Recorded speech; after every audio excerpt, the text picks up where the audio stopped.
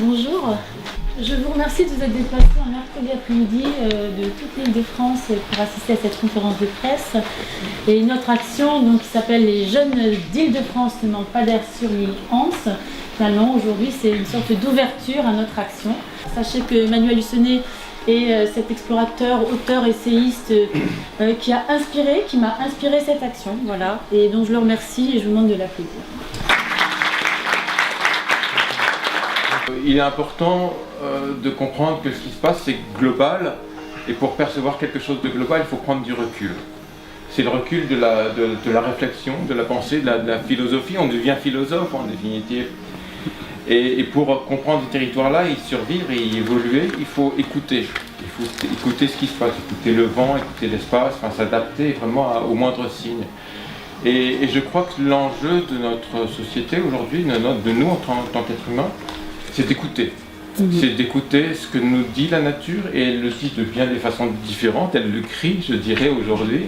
La question aujourd'hui, c'est vraiment de renouer avec l'essentiel. Et cette île, pourquoi cette île? Rapidement, bon, il y a une situation politique, elle n'appartient à personne pour le moment parce qu'elle est revendiquée par le Danemark et le Canada, mais c'est surtout que là, on se trouve dans un chenal qui s'appelle le chenal de Kennedy, par lequel transite à peu près un tiers des banquises pluriannuelles de l'océan glacial arctique.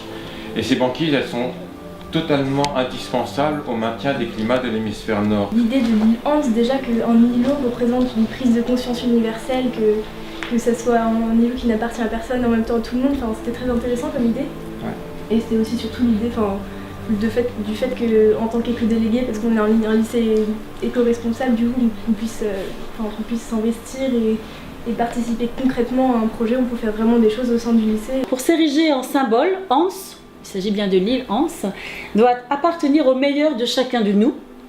Elle doit bénéficier du statut de terra nullius, terre ne relevant d'aucun État. Travailler sur un projet d'éducation qui soit plus large, qui mobilise les jeunes adultes de demain, à qui on lègue et on est actif et conscient un avenir à construire et en marche. En fait, avec Thierry, nous travaillons à l'Agence régionale de l'environnement, donc qui accompagne des projets innovants, des projets dans les territoires. Et on rêvait d'un projet qui soit vraiment un projet qui soit porteur et que l'on puisse toucher un maximum de jeunes, parce que vous êtes les acteurs de demain. D'oser sortir de sa zone de confort et aller dans cette terre inconnue que représente le projet. J'ai fini ma deuxième année de DUT en multimédia, et cette année c'est une sorte d'année où j'ai envie de pratiquer tout ce que j'ai appris en théorie, tout ce que j'ai appris avec mes cours. J'ai envie de pratiquer la chose dans une vraie action et me sentir en fait utile pour la société. Notre campagne, je dirais, publicitaire, si vous la connaissez, c'est La Bonne Rencontre, et il se fait que des fois le hasard fait bien les choses, puisque Laurence est venue me voir sur le stand du forum des associations au mois d'octobre. J'ai associé donc mon ami et collègue de Casden Banque Populaire, qui lui a une spécificité vis-à-vis des établissements. Mon enseignant, parce que j'ai fait 30 ans de carrière dans l'éducation en tant qu'instituteur tout d'abord, c'est très vieux tout ça, instituteur, professeur d'école, directeur d'école et puis formateur. L'idée, c'est de s'approprier quelque chose qui nous appartient, de droit. Ensuite, on a travaillé naturellement en sciences avec tous les polluants. Donc c'est une mine pour étudier la chimie, comment c'est constitué. Le travailler autrement, c'est ce qu'on cherche à faire durant cette AP. Et là, on est vraiment dans le travailler autrement. La ligne éditoriale de la revue Orbs en elle-même, c'est de se faire le relais, de se faire la tribune, de se faire la caisse de résonance des visionnaires et des pionniers, c'est-à-dire des personnes qui nous ouvrent des espaces. Donc au niveau de la revue Orbs, chaque numéro c'est un petit peu comme ça un voyage, un bouquet de contenu qui va se lire comme un chapitre d'une grande histoire, mais qui s'insère effectivement dans cette grande histoire qui est celle de l'humanité. Et on a dans certains établissements une dizaine d'enseignants qui travaillent ensemble. Parfois on a des duos et une grande transversalité des savoirs.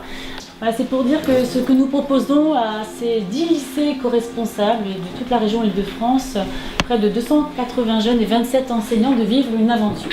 Voilà, donc je salue la témérité, l'audace et l'engagement de tous ces aventuriers en herbe qui sont en train de dessiner leur route de l'air. Donc pour clore sur Jules Verne, alors qu'il y aurait tant à dire, quelle beauté, quelle variété, quelle puissance de la nature, comme tout paraissait étrange et prodigieux au sein de ces régions circumpolaires.